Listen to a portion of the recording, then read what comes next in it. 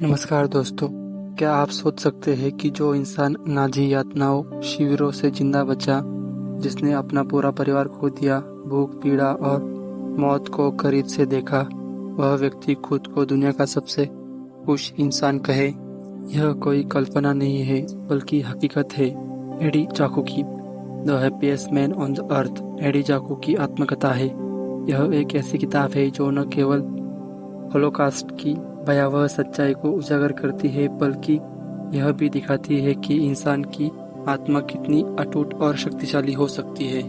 AD चाकू एक यहूदी इंजीनियर थे जिन्हें द्वितीय विश्व युद्ध के दौरान जर्मनी में यातना शिविरों में भेजा गया। वहां उन्होंने अपने को खोया, कई बार मृत्यु को करीब से देखा, लेकिन फिर भी जीने का फैसला किया। न केवल जीने का बल्कि मुस्कुराते हुए जीने का। वे कहते हैं, हर दिन एक तोहफा है, और अगर आप किसी को मुस्कुराने पर मजबूर कर देते हैं तो आपने अपना दिन सार्थक बना दिया है। इस किताब में एडी हमें सिखाते हैं कि सच्ची खुशी बाहरी परिस्थितियों में नहीं बल्कि हमारे नजरिए और सोच में छुपी होती है। यह कहानी है दुख से आशा की ओर, नफरत से प्रेम की ओर और मृत्यु के मोह से लौटकर जिंदगी को गले लगाने की। अगर आप जीवन से निराश है या मुश्किल दौर से गुजर रहे हैं तो यह कहानी आपको फिर से जीना सिखा सकती है। भाग 1, जीवन एक उपहार है। Life is a gift. Eddie Jaku कहते हैं कि हर दिन जब मैं उठता हूँ तो भगवान का धन्यवाद करता हूँ कि मैं आज जीवित हूँ। उनकी यह बात कोई साधारण सोच नहीं बल्कि उनके जीवन के कठिन अनुभवों से निकली हुई गहराई है।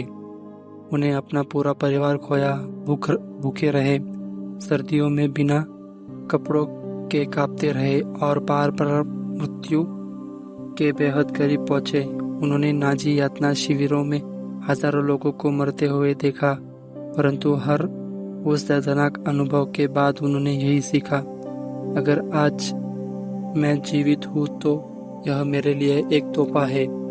हमें से बहुत लोग छोटी छोटी बातों पर निराश हो जाते हैं। नौकरी नहीं मिली, किसी ने कुछ बुरा कह दिया या कुछ प्लान बिगड़ गया। पर एडी जैसे इंसान जिन्होंने मौत को सामने से देखा कहते हैं कि सिर्फ जिंदा होने ही एक चमत्कार है। वे मानते हैं कि हर दिन एक नया अवसर है, किसी को मदद करने का, मुस्कुराने का, सिखाने का और दुनिया से थोड़ी सी खुशी फैलाने का। उनका यह नजरिया हमें सिखाता है कि जीवन की सुंदरता किसी परफेक्ट हालात में नहीं बल्कि हमारे दृष्टिकोण में छुपी हुई है। इसलिए चाहे परिस्थिति कैसी भी हो, जीवन को एक उपहार की तरह लीजिए।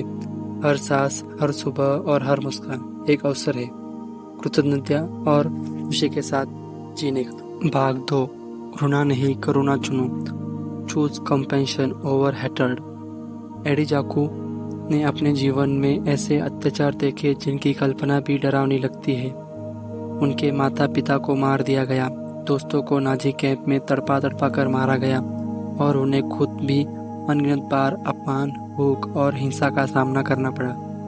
इन सब के बावजूद उन्होंने अपने दिल में नफरत नहीं बनने दी, बल्कि उन्होंने करुणा, क्षमा और प्रेम को चुना।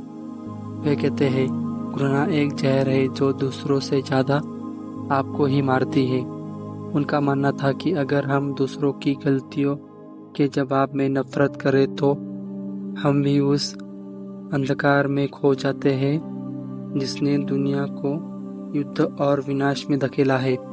एंडी ने क्षमा को अपनाया क्योंकि वह जानते थे कि माफ करना दूसरों को नहीं खुद को आजाद करना है। करुणा उनके जीवन की शक्ति बन गई। उन्होंने दूसरों की मदद की, युवाओं को शिक्षित किया और अपनी कहानी दुनिया से बांटकर लाखों लोगों को इंसानियत का असली अर्थ समझाया। वे हमें यह सिखाते हैं कि हम चाहे कितने भी दर्द से गुजरे, हमारे पास हमेशा एक विकल्प होता है, नफरत या करुणा, और उन्होंने करुणा को चुना। इसलिए वे दुनिया के सबसे खुश इंसान बन सबक। अगर हम सच्चे सुख को तलाश में हैं तो हमें अपनी मन में दया, क्षमा और प्रेम के साथ स्थान देना चाहिए, क्योंकि यही भावनाएं हमारे जीवन को हल्का और दिल को शांत बनाती है। भाग 3, मित्रता जीवन की सबसे बड़ी संपत्ति है। Friendship is the life greatest wealth. Eddie Jaku कहते हैं कि अगर आपके पास एक सच्चा दोस्त है तो आप इस दुनिया के सबसे अमीर इंसान हैं। यह कथन उन्हें यूं ही नहीं कहा, यह उनके जीवन के सबसे अंधेरे समय में साबित हुआ। जब एडी नाजी कैंप में थे, भूख, भय और पीड़ा से घिरे हुए थे, तब सिर्फ एक चीज थी जिसने उन्हें टूटने नहीं दिया, मित्रता। उन्होंने कैंप में कई लोगों से दोस्ती की। ये दोस्त उनके लिए सिर्फ साथी नहीं थे, बल्कि जीवन के लिए एक आशा का किरण थे। जब वे बीमार हुए, उनके दोस्तों ने उन्हें खाना खिलाया। जब वे निराश हुए, उनके दोस्तों ने उन्हें हौसला दिया। और जब वे मरने के करीब पहुंचे, उनके दोस्तों ने फिर भी उन्हें जीने की वजह दी। ऐसे माहौल में जहां इंसानियत खत्म हो चुकी थी, वहां एक दूसरे की मदद करने वाले दोस्त ही थे जो उन्हें जिंदा रखने की वजह बने। एडी बताते हैं कि पैसा, शोहरत, सम्मान, ये सब जीवन में असली संकट में कोई मायने नहीं रखती, पर एक सच्चा दोस्त जो आपके साथ खड़ा हो, वह सबसे अनमोल होता है। उन्होंने अपने जीवन में सभी इसी मूल्य को अपनाए हैं। उन्होंने लोगों के साथ गहरे रिश्ते बनाए, हर किसी की मदद की, युवाओं को दोस्ती की ताकत समझाई। सबक 4, अगर जीवन में एक सच्चा दोस्त है तो दुख में आपका हाथ थामे, जो बिना शर्त साथ दे, तो समझिए कि आपने जीवन में सब कुछ, सबसे बड़ी दौलत पा ली है। भाग 4, शिक्षा सबसे बड़ा हथियार है। Education is the ultimate power. Eddie Jaku बताते हैं कि जीवन में शिक्षा उनकी सबसे बड़ी ताकत बनी, वह ताकत जिसने उन्हें नाजियों के अत्याचारों से कई बार बचाया। उनके पिता ने उन्हें कम उम्र में इंजीनियरिंग की पढ़ाई के लिए जर्मनी के लिए एक प्रतिष्ठित तकनीकी संस्थान में भेजा। जब जर्मनी में यहूदियों को निशा बनाया जाने लगा, तब एडी ने झूठी पहचान के साथ अपनी पढ़ाई जारी रखी। वो कहते थे, शिक्षा ही वह चीज थी जिसने मुझे जिंदा रखा। कई बार जब उन्हें मार डालने का आदेश दिया गया, तब नाजी अधिकारियों ने देखा कि एडी एक कुशल इंजीनियर है, मशीनें सुधार सकते हैं, पुल बना सकते हैं, ट्रेन ठीक कर सकते हैं। जब उन्हें मारने के बजाय उनसे काम लिया गया, यही उनकी जिंदगी का सबसे बड़ी सीख बन गई। शारीरिक ताकत से ज्यादा महत्वपूर्ण है मानसिक ताकत, और वह मिलती है शिक्षा से। एडी ने महसूस किया कि दुनिया चाहे जितनी भी बदल जाए, लेकिन ज्ञान वह चीज है जिसे कोई छीन नहीं सकता। युद्ध के बाद उन्होंने इस सीख को औरों तक पहुंचाया। वे युवाओं को यही कहते हैं, सीखो जितना हो सके। शिक्षा से ही तुम आजाद रह सकते हो। भले ही शरीर बंद हो, पर दिमाग उड़ सकता है। सबक, शिक्षा सिर्फ एक नौकरी पाने का साधन नहीं है, यह संकट के समय हमारी सबसे बड़ी ढाल बन सकती है। एक पढ़ा लिखा इंसान हर घटना का सामना मजबूती से कर सकता है। 5, आभार का भाव लिखे। Gratitude brings peace. Eddie Jaku कहते हैं कि मैं हर दिन आभारी हूँ, न कि इसलिए कि मेरा जीवन परिपूर्ण है, बल्कि इसलिए कि मैं अभी भी सांस ले रहा हूँ, देख सकता हूँ, चल सकता हूँ और प्रेम कर सकता हूँ। जब कोई व्यक्ति अपने माता पिता को खो दे, लगातार भूखा रहे, मौत से कई बार जूझे, तब उसके भीतर केवल शिकायत, गुस्सा और घृणा बचती है। लेकिन एडी कहते हैं इसका विपरीत चुना। उन्होंने कृतज्ञता, ग्रेटिट्यूड को चुना। कृतज्ञता उनके जीवन का मूल स्तंभ बनी। जब उन्हें एक रोटी का टुकड़ा मिलता था तो वे उसके लिए भी आभारी होते थे। जब वे जिंदा बचते थे तो उसे चमत्कार मानते थे। जब कोई अनजान व्यक्ति छोटी सी मदद करता तो वे उसे दिल से याद रखते थे। एडी का मानना था कि जो इंसान हर परिस्थिति में आभार महसूस करना सीख लेता है, वही वास्तव में शांत और सुखी रह सकता है। उन्होंने कहा कि दुख तो सबके जीवन में होता है, लेकिन उसका सामना करने का तरीका तय करना है कि आप भीतर से टूटेंगे या और मजबूत होंगे। युद्ध के बाद जब मैं स्वतंत्र जीवन जीने लगा तब भी उन्होंने कभी भूतकाल की पीड़ा पर नहीं रोना चुना। उन्होंने आज को गले लगाना सीखा। सबक: हम में से अधिकतर लोग उन चीजों पर ध्यान देते हैं जो हमारे पास नहीं है। एडी हमें सिखाते हैं कि उस हर छोटी चीज के लिए आभारी रहिए जो आपके पास है, क्योंकि वही शांति और खुशी की असली चाबी है। 6. खुश रहना एक निर्णय है। Happiness is a choice. Eddie Jaku का जीवन इतिहास के सबसे भयावह त्रासदी से होकर गुजरा, होलोकास्ट। उन्होंने अपना को खोया, घोर यातना सही, मौत को बार बार करीब से देखा, लेकिन इन सब के बावजूद वे खुद को कहते हैं the happiest man on the अर्थ। यह कैसे संभव हुआ? एडी खुद को इसका उत्तर देते हैं, खुश रहना एक भावना नहीं, एक निर्णय है। आपके साथ क्या हुआ वह आपके हाथ में नहीं, लेकिन उस पर कैसी प्रतिक्रिया देनी है यह पूरी तरह से आपके हाथ में है। एडी ने यह निर्णय लिया कि वे अपने दुख, क्रोध और बीते समय की कटावाह को अपने वर्तमान और भविष्य पर हावी नहीं होने देंगे। उन्होंने नकारात्मकता को जगह नहीं दी, बल्कि उन्होंने हर दिन एक अवसर की तरह देखा, मुस्कुराने का, सीखने का और दूसरों को प्रेरित करने का। वे कहते हैं, अगर मैं हर दिन मुस्कुराता सकता हूँ तो आप भी कर सकते हैं। खुशी का यह नजरिया उन्होंने अपने जीवन की अंतिम सांस तक बनाए रखा। वे 100 साल से अधिक जिए और हर दिन पूरी ऊर्जा और सकारात्मकता के साथ जिए। सबक: हम अक्सर सोचते हैं कि जब हालात सही होंगे तब हम खुश होंगे, लेकिन एडी जाकू हमें सिखाते हैं कि खुशी हालात से नहीं, सोच और दृष्टिकोण से आती है। आप अभी निर्णय ले सकते हैं खुश रहने का, मुस्कुराने का और जीवन को धन्यवाद देने का। 7. मानवता, मानव आत्मा की असीम शक्ति। एडी जाकू की जिंदगी इस बात का सजीव उदाहरण है कि इंसान की आत्मा कितनी मजबूत हो सकती है। जिस व्यक्ति ने भयानक यातनाओं का सामना किया, जिसने अपने सबसे करीबों को खो दिया, जिसने भूखा रखा गया, अपमानित किया गया और जो हर रोज मौत के करीब था, वह व्यक्ति फिर भी मुस्कुराता है और दूसरों के लिए प्रेरणा देता है। कैसे? क्योंकि एडी जाकू की आत्मा ने हार मानने से इनकार कर दिया था। वे कहते थे, आपका शरीर थक सकता है, टूट सकता है, पर आपकी आत्मा जागती रहे तो आप सब कुछ सह सकते हैं। यही है लचीलापन, झुंझारूपन थी। हर बार जब हालात उन्हें तोड़ने की कोशिश करते, वे फिर खड़े हो जाते, कभी अपनी शिक्षा के बल पर, कभी दोस्तों की मदद से और सबसे ज्यादा अपनी अंदरूनी शक्ति से। उन्होंने यह भी अनुभव किया कि जब आप दूसरों के लिए जीने लगते हैं, जैसे अपने दोस्तों की जान बचाना, किसी को हौसला देना, किसी भूखे को खाना देना, तो आपकी आत्मा मजबूत हो जाती है।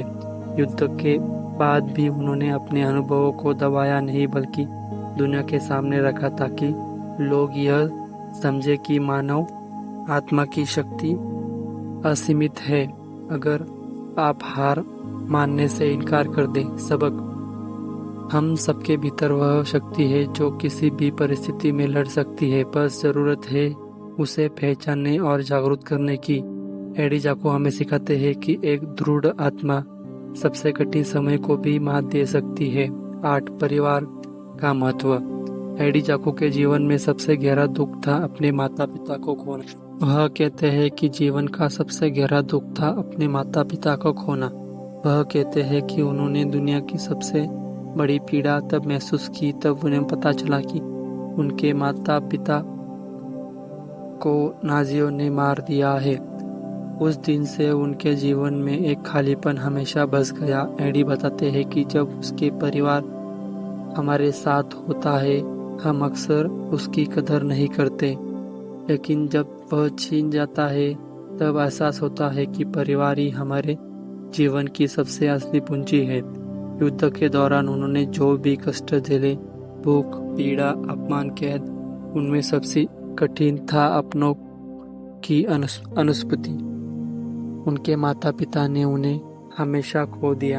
ईमानदारी, दया और शिक्षा को भी कभी मत छोड़ना, और यही मूल युद्ध के दौरान एडी की ताकत बने।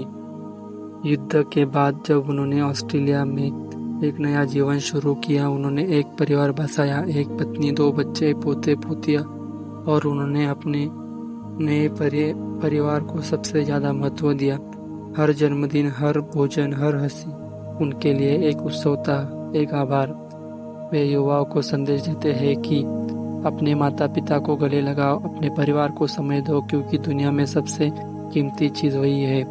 सबक: परिवार केवल खून का रिश्ता नहीं होता, वह जीवन की जड़ें है। कभी उन्हें नजरअंदाज मत कीजिए, क्योंकि जब जीवन सबसे कठिन होता है तो यही रिश्ते हमें संभालते हैं। भाग 9: अपनी कहानी साझा करना भी सेवा है। एडी जाकू ने सिर्फ अपने जीवन को दोबारा खड़ा नहीं किया, बल्कि अपने अनुभवों को दुनिया के साथ बांटकर हजारों लोगों की जिंदगी को रोशनी दी। युद्ध खत्म होने के बाद वे चाहते तो सब कुछ भुलाकर चुपचाप जीवन बिता सकते थे, लेकिन उन्होंने ऐसा नहीं किया। उन्होंने अपने दर्द, संघर्ष और सीखों को दूसरों तक पहुंचाना चुना। वे कहते हैं, अगर मेरी कहानी किसी एक इंसान को भी बेहतर सोचने, समझने या जीने की प्रेरणा देती है तो मेरा उद्देश्य पूरा हो गया। उन्होंने सिडनी में होलोकॉस्ट म्यूजियम में वर्षों तक स्वयंसेवक के रूप में काम किया। हजारों छात्र और लोगों को अपने अनुभव सिखाए, कैसे नफरत एक समाज को तोड़ देती है, कैसे प्रेम और दया ही दुनिया को जोड़ सकती है। उनकी कहानी सिर्फ इतिहास नहीं, इतिहास इंसानियत का सबक है। वो इस बात को जीते जागते उदाहरण थे कि सच बोलना और अपनी कहानी बताना समाज को बदल सकता है। एडी का मानना था कि चुप रहना कभी कभी अन्याय को बढ़ावा देता है, इसलिए उन्होंने अपने दुखों की आवाज दी ताकि दुनिया भूल न जाए कि क्या हुआ था और फिर कभी ऐसा ना हो। सबक: हर इंसान की कहानी महत्वपूर्ण होती है। भाग 10: हर परिस्थिति में उपयोगी बने। एडी जाकू को होलोकॉस्ट के दौरान कई बार मार डालने का आदेश दिया गया, लेकिन उनके अंदर पार उनकी उपयोगिता उन्हें जीवनदान देती रही। वे एक प्रशिक्षित इंजीनियर थे। जब नाजी अधिकारियों को पता चला कि एडी मशीनों ठीक कर सकते हैं, पुल बना सकते हैं और तकनीकी समस्याओं का समाधान कर सकते हैं, तब उन्होंने उन्हें मारने के बजाय काम पर लगाया। यही बात एडी को बेहद अहम जीवन की शिक्षा देती है। अगर आप किसी भी परिस्थिति में उपयोगी बन सकते हैं तो आपकी जरूरत बनी रहती है, और यही जरूरत कभी कभी जीवन की रक्षा कर सकती है। इसका मतलब सिर्फ टेक्निकल स्किल नहीं, कोई अच्छा सुनने वाला हो सकता है, कोई मदद करने वाला, कोई प्रेरणा देने वाला।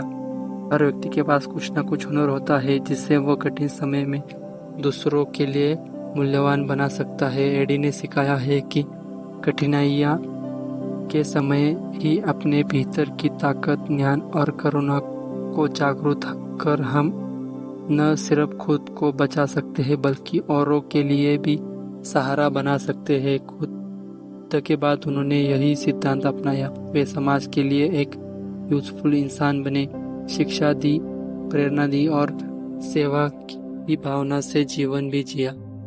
11. अतीत को भूलिए नहीं। एडी जाकू का मानना था कि अतीत चाहे जितना भी दर्दनाक क्यों न हो, उसे भूलना नहीं, क्योंकि जो समाज अपने इतिहास को भूल जाता है वह वही गलतियां दोहराने लगता है। एडी अपने जीवन में जो कुछ झेला, नाजी, क्रूरता, यातना शिविर, अपने माता पिता और दोस्तों की मृत्यु, वह सब उन्होंने केवल अपने तक सीमित नहीं रखा, बल्कि उन्होंने उस अंधेरे समय को भी सच्चाई लोगों के सामने रखा, ताकि दुनिया को याद रहे कि नफरत और असहिष्णुता किस हद तक इंसानियत को तबाह कर सकती है। वे कहते थे, मैं अपनी कहानी इसलिए बताता हूँ ताकि फिर कभी किसी के साथ न हो। उन्होंने हजारों छात्रों और युवाओं को होलोकॉस्ट की सच्चाई रूबरू कराई। उन्होंने यह भी सिखाया कि इतिहास को सिर्फ किताब में नहीं, जीवंत अनुभवों से सीखने की जरूरत है। अतीत को याद करना दुख हो सकता है, लेकिन वह एक चेतावनी और मार्गदर्शन बन सकता है कि हम कैसे एक बेहतर समाज बना सकते हैं, जहाँ नफरत की जगह प्रेम हो, भेदभाव की जगह समानता हो। सबक: हमारे जीवन में जो भी बुरे अनुभव आए हैं उन्हें नकारना नहीं है, बल्कि उन्हें सीखना है। उन्हें दूसरों को बताकर जागरूकता फैलानी है, ताकि वे गलतियां फिर से न दोहराए। एडी चाकू सिखाते हैं कि याद रखना ही जिम्मेदारी है।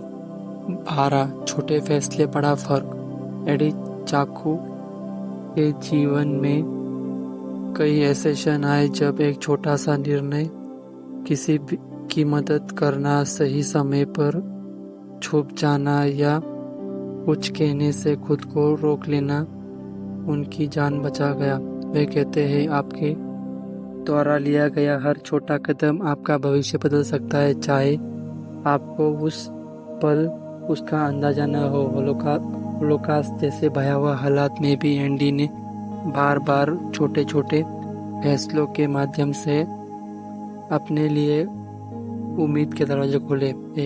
जब उन्होंने एक भूखे साथी को अपना खाना बांटा तो उसी ने बाद में उन्हें छुपाकर मौत से बचाया। जब उन्होंने एक कार्ड की मशीन ठीक की तो उसने उन्हें एक अतिरिक्त दिन जीने का मौका दिया। इस घटनाओं ने उन्हें सिखाया कि जीवन केवल बड़े फैसलों से नहीं, बल्कि हर रोज के छोटे छोटे निर्णयों से मिलकर हमारी नियति बनती है। उन्होंने यह भी महसूस किया कि अच्छाई का बीज कभी व्यर्थ नहीं जाता। भले ही आप किसी की भी मदद करें और बदले में कुछ न मिले, लेकिन समय आने पर वह करुणा आपके पास किसी और रूप में लौटेगी। भाग 13: हर दिन एक नई शुरुआत है। एडी चाकू बताते हैं कि हर नया दिन एक मौका है खुद को फिर बनाने का, मुस्कुराने का और बेहतर इंसान बनने का। उन्होंने अपने जीवन में इतना कुछ खोया, परिवार, घर, आज़ादी, सम्मान, लेकिन फिर भी उन्होंने हर सुबह को कोई नई आशा के साथ शुरू किया। उन्होंने कहा, मैं अतीत को नहीं बदल सकता, लेकिन मैं आज को खूबसूरत बना सकता हूँ। युद्ध के बाद जब वे ऑस्ट्रेलिया के में नए जीवन की शुरुआत कर रहे थे, तब वे जीरो से शुरू कर रहे थे। कोई पैसा नहीं, कोई संपर्क नहीं, बस एक टूटा हुआ शरीर और गहरे जख्म। लेकिन उन्होंने हार नहीं मानी। उन्होंने अपने भीतर कहा, मैं आज जिंदा हूँ, इसका मतलब है कि मेरा जीवन अभी पूरा नहीं हुआ। यही सोच उन्हें आगे बढ़ाती रही। उन्होंने परिवार बसाया, दूसरों की मदद की और अपनी कहानी लोगों को सुनाकर आशा का संदेश दिया। एडी हमें सिखाते हैं कि अतीत चाहे कितना भी बुरा रहा हो, आज हमारे पास फिर भी शुरू करने का अवसर है। हमें बस उस अवसर को पहचानना और स्वीकार करना होता है। सबक: हम में से बहुत से लोग अतीत की गलतियों या दुखों में उलझे रहते हैं, लेकिन सच्चाई यह है कि हर सूरज की पहली किरण हमें याद दिलाती है कि एक नई शुरुआत हमेशा संभव है। एडी की तरह हम भी हर दिन नई उम्मीद और नई ऊर्जा के साथ अपना जीवन अपनाना चाहिए। 14 सच्ची खुशी दूसरों को देने में है। एडी चाकू का जीवन इस बात का प्रमाण है कि सच्ची खुशी कभी खुद के लिए नहीं, बल्कि दूसरों की भलाई में है। यहूदी अत्याचारों के दौरान उन्होंने देखा कि जब लोग एक दूसरे की मदद करते हैं तो वे न केवल अपने कष्टों को सहन कर पाते हैं, बल्कि एक दूसरे के लिए सहारा भी बन जाते हैं। वे कहते हैं, जब आप किसी के चेहरे पर मुस्कान लाते हैं तो वह खुशी को भी भीतर से मिलती है।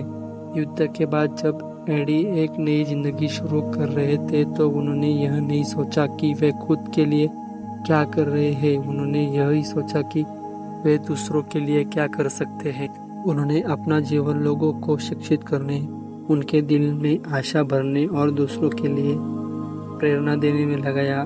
यह उनकी आध्यात्मिक और मानसिक शांति का महत्वपूर्ण हिस्सा था। दूसरों के लिए जीना: एंडी का मानना था कि जब अपनी खुशी दूसरों को देते हैं तो वही खुशी आपके जीवन की असली मतलब बन जाती है। उन्होंने जीवन भर यही सीखा कि दूसरों की मदद करने से खुद का दिल भर जाता है और यही खुशी सबसे वास्तविक होती है। सबक। खुशी वही है जो आप दूसरों को दे सकते हैं। यह किसी महंगे उपहार और साधनों में नहीं, बल्कि आपके दयालु शब्दों, छोटे उपहारों और मदद के हाथों में है। एंडी हमें यही सिखाते हैं कि जब आप दूसरों के लिए जीते हैं, तभी आप खुद को महसूस करते हैं। तो दोस्तों, ये थी the happiest man on earth किताब की दिल छू जाने वाली, सच्ची और जिंदगी बदल देने वाली कहानी। एडी जाकोब का जीवन हमें सिखाता है कि दर्द के बीच भी खुशी ढूंढी जा सकती है और नफरत के बीच में भी प्रेम बोया जा सकता है। अगर इस वीडियो ने आपके जीवन को एक उपहार की तरह देखने की प्रेरणा दी हो, या एंडी की कहानी आपके अपनी समस्याओं को एक नजरिए से समझने में मदद की हो, तो वीडियो को लाइक करें, अपने दोस्तों और परिवारों के साथ शेयर करें और ऐसे ही इरेशनल बुक समरीज के लिए चैनल को सब्सक्राइब करना ना भूलें। नीचे कमेंट में ज़रूर बताइए आपको एडी की कहानी का कौन सा पार्ट सबसे ज़्यादा छू गया। दया, कृतज्ञता और क्षमा, या ये विचार कि हर दिन एक नई शुरुआत है। और याद रखिए दोस्तों, खुश रहने के लिए सब कुछ परफेक्ट होना जरूरी नहीं है, जरूरी है सिर्फ आपका नज़रिया। मिलते हैं अगली किताब में, तब तक मुस्कुराते रहे और हर दिन को पूरी शिद्दत से जीते रहे। धन्यवाद।